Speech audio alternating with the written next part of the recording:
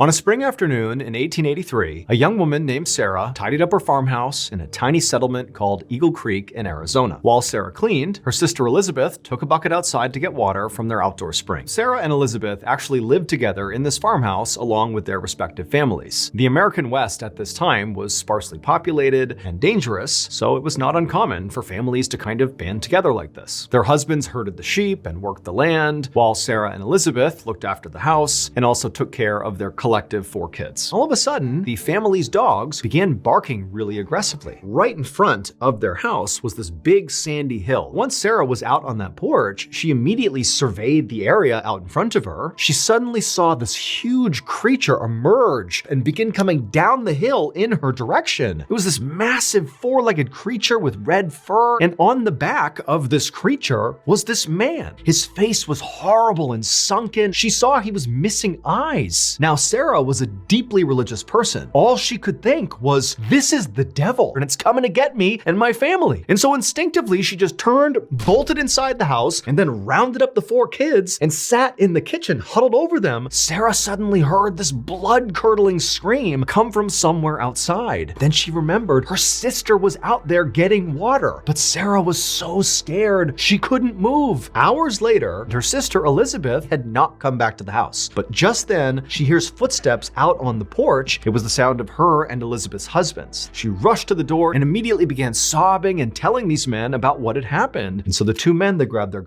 and as they turned the corner and they finally saw the spring, they also saw Elizabeth. She was dead. And so the coroner, he comes out. Elizabeth looked like she had been trampled to death. However, when he examined the hoof prints, they were way too big to be a horse's hoof print. Before long, basically everybody on the Arizona frontier had heard about the devil and the strange creature he rode. Together, they were called the Red Ghost. About a decade after Elizabeth's death, this farmer in eastern Arizona happened to look out his window, and there, standing in his turnip patch, was the so-called Red Ghost. He grabbed his and he fired. Once the creature was down, the farmer rushed outside. He knew immediately that all the stories about this creature had been wrong. It would turn out the Red Ghost was a combination of 2 very mortal beings. For folks in Arizona in the late 1800s, they would have no way of knowing what this creature was. It was a camel. It had been brought to the United States from the Mediterranean, and it had escaped captivity. The devil on the back of the camel was a man's decomposing corpse. We don't know who this man was. All we know is at some point he was riding this camel. This camel escaped, he died, and then this camel just roamed around Arizona for years with this corpse on its back. Today, the Red Ghost remains a local legend in Arizona. In fact, there's even a permanent statue of the camel in a small Arizona town called Quartzsite.